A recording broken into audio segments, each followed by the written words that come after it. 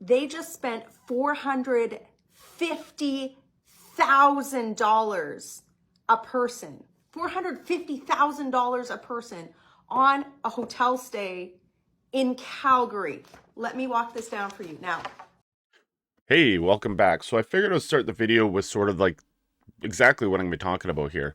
So that was MP Michelle Rempel Garner from Calgary Nose Hill or Nose Hill, Calgary.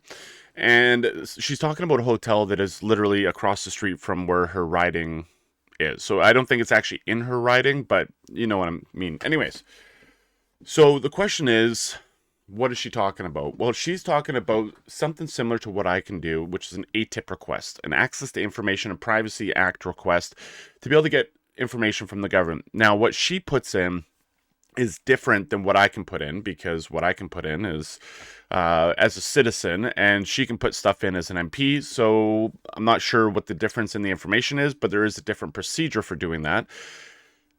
Anyways, what she's talking about is apparently between 2022 and 2023, it cost the government $450,000 per person to be able to put them up in the hotel across from her riding, which is a Westin, Calgary, something. And this was all to do with the GAA, the government authorized accommodation, or, quarantine facilities, as a lot of people know them by. Now, let's take a look at the next section that she's talking about. I just have to skip ahead. And sorry. There we go. And switch scenes. There we go. All right, so I'm gonna, yeah. Let's watch this.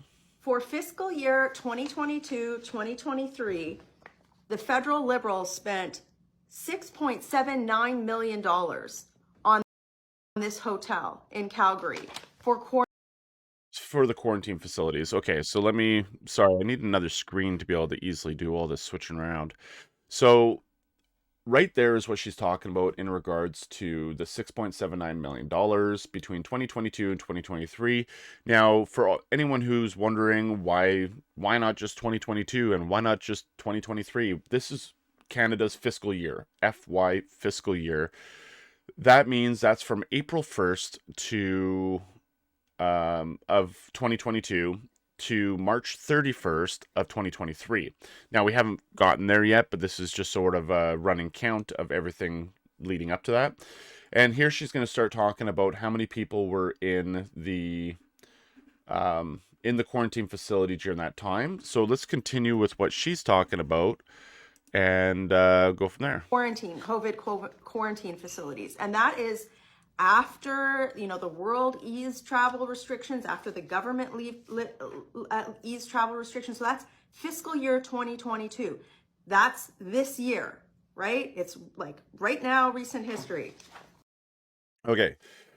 So that's something I'm kind of unclear on. I don't know if she's fibbing, not telling the truth here, but she's saying that, this 15 people after the government eased restrictions. But as we can see in this document here, the government eased those restrictions for travel requirements and quarantine September 30th of 2022.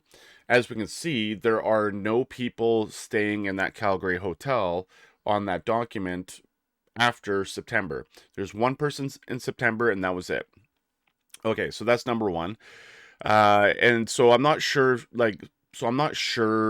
exactly what she's talking about there, because from my understanding, from everything I know, is that there was no ease in restrictions for quarantine until the 30th of September. So that's a lie. Correct me if I'm wrong down in the comments. But let's take a look at this this document a little bit closer. All right, so essentially fiscal year 2022 started in April. So that means we had 1, 7, 9, 10. 10 people who were essentially staying in that facility during that period of time for fiscal year. So 10 divided by 6.79 million is actually $679,000 per person. So let's get back to this and take a look at. Oh, I got to pull up the document again. Sorry. So that means for 10 people, starting on this date, we spent that much money. That's essentially, because when we take a look at the cost here, 6.7 thousand for fiscal year, and when we take a look at the fiscal year down here, it's actually 10 people, not 15, but 15 in total in 2022. So that's part of the issue right there. And then let's continue down. So, oh right, this was also pretty interesting. So upon closure of Westin Calgary Airport Hotel as of designated quarantine facility, final cleaning, carpentry repairs, so I mean, I guess people were damaging things, and painting were performed by a cleaning service provider for $35,265 in October 2022. PHAC agreed to pay for the basic remediation costs not related to normal wear and tear.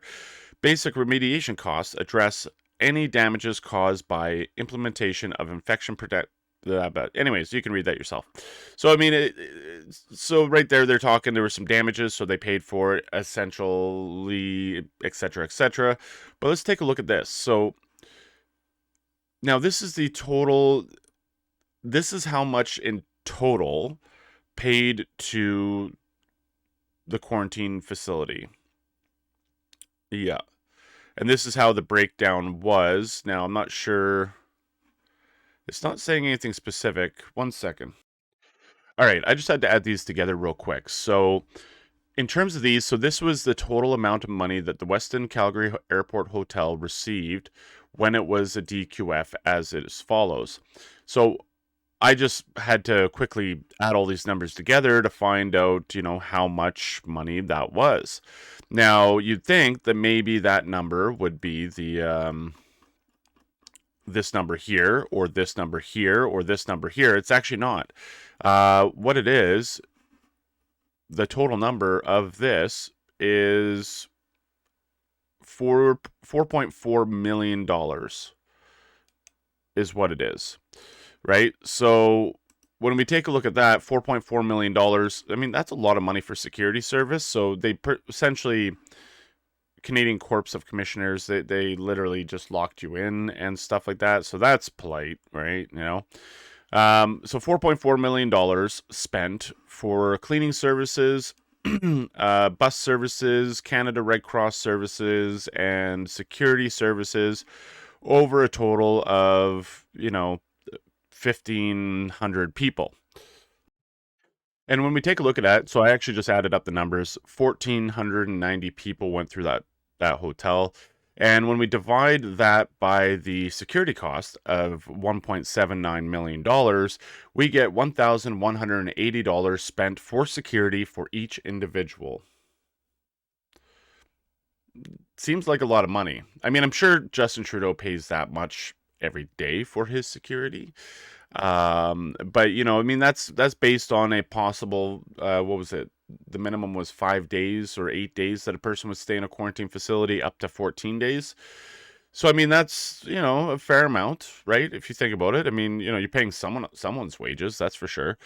So that's how much they paid for that. So anyways, what I'm just trying to get here, I'm just looking through here to make sure I didn't forget anything, is essentially, Michelle Rempel Garner, some clarification on what you're talking about would be good, because in terms of fiscal year, it's only 10 people, and also she mentioned stuff about, travelers having to, that this was paying for their food and their stay, but up in here, it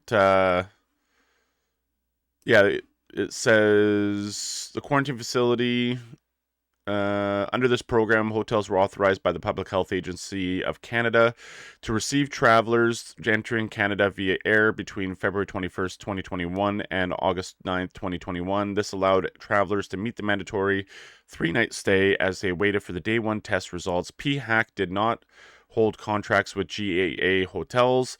Travelers booked and paid for their stay directly with the GAA hotels. And yeah, so it sounds like the government didn't actually pay for their stay.